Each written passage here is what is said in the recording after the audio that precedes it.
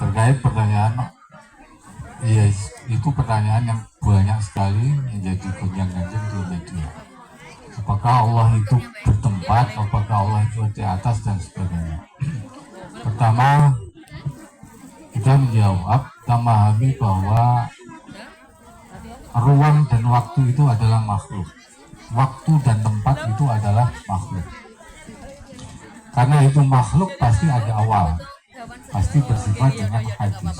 Sedangkan Allah itu adalah qadim, yang bersifat dengan qadim. Qadim itu dimaknani sebagai manlab tidak alam, zat yang tidak ada awal, tidak ada permulaan. Artinya bahwa ketika belum ada makhluk apapun, hanya ada Allah, maka tidak ada istilah tempat dan tidak ada istilah ruang. Jadi ruang dan waktu, tempat, apakah itu atas, bawah, dan kanan, selatan, itu adalah atribut yang menempel pada makhluk.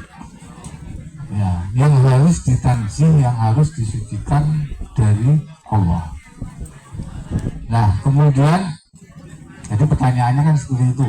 Jadi apakah bahasa Allah itu ada di atas? Ya, terjawab dari sifat qadimnya Allah itu.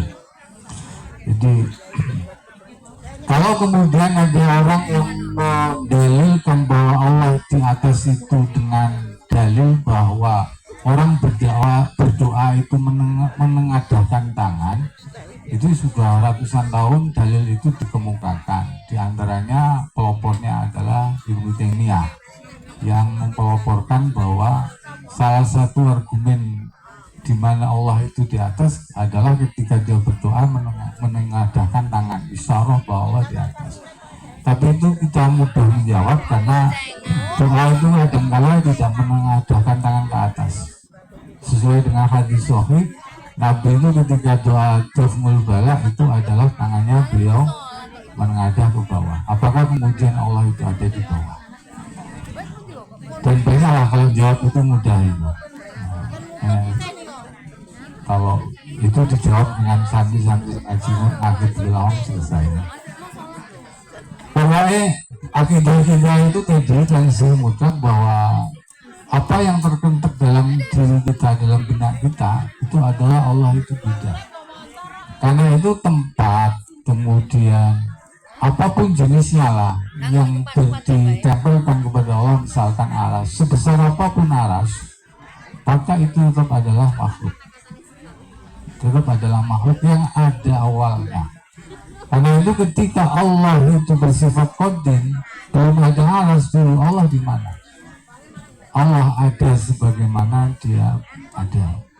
Itu jawabnya begitu. Allah ada sebagaimana dia ada dan tidak bisa digambarkan seperti apa. Ya, seperti itu anunya. Ringkesannya seperti itu. Jadi teori bumi datar, teori apa tadi, bumi bulat dan sebagainya itu ya selesai lah jawabnya dengan itu. Bumi itu kan adanya kan dari ketiadaan. Sebelumnya ada Allah dan Allah itu tidak bertempat pada saat itu. Jadi laisa kamitslihi syai' itu adalah ayat yang merangkum seluruh ya triliunan atau bahkan triliun-triliun kata untuk mensucikan Allah, bahwa Allah itu tidak bertempat, Allah tidak sama dengan aras, Allah tidak sama dengan matahari. Kenapa? Karena mustahil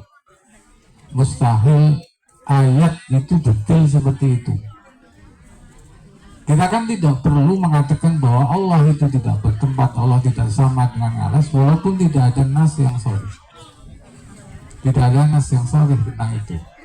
Cukup dengan laisa kamitslihi syai'. Maka di dalam berakidah yang diikuti NU adalah mendahulukan mensucikan Allah dibandingkan dengan menetapkan sifat. Kalau kita menetapkan sifat bagi Allah, itu terlalu akademis pesantren ini. Kalau menetapkan sifat bagi Allah harus ada dalilun qat'iyun, dalil qat'i yang jelas 100% benar dari sisi apa namanya, dari sisi periwayatan dan dari segi pemaknaan, namanya ayat yang muhkamah. Nah, problem kita dengan orang Wahabi Salafi itu adalah di dalam menuju tidak memahami teks, memahami nas. Jadi banyak orang mengatakan teks itu lebih berbahaya dari pedang, ya memang itu. Muncul takfiri, pengkafiran, muncul ya penyesatan kepada golongan lain karena munculnya adalah cara di dalam memahami teks, di dalam memahami nas. Kita nas itu digolongkan dalam beberapa golongan. Ada nas yang muhkam, ada nas yang mutasyabih. Ya, itu kalau di dalam ilmu akidah, nanti kalau dalam furu begitu pula. Yang pada intinya, pokoknya balik ke kenapa kita harus mengikuti Imam Abdul Hasan Al-Asy'ari dan Imam Al-Mansur, karena sudah ribuan tahun ini akidah ini teruji. Akidah ini teruji dan diikuti oleh mayoritas ulama seluruh dunia. Orang kalau mau lari dari ulama Ahlussunnah wal Jamaah versi itu tidak bisa. Dia mau melihat kitab tafsir mana yang bukan karangan ulama Asy'ariyah. Mau lari ke kitab hadis mana yang bukan Asy'ariyah, tidak akan ketemu. Karena itu ini yang balik lagi. Ya.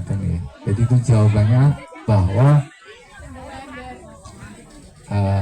sekalian ada mau petakonnya. Menurut dulu biasanya turu ya ini.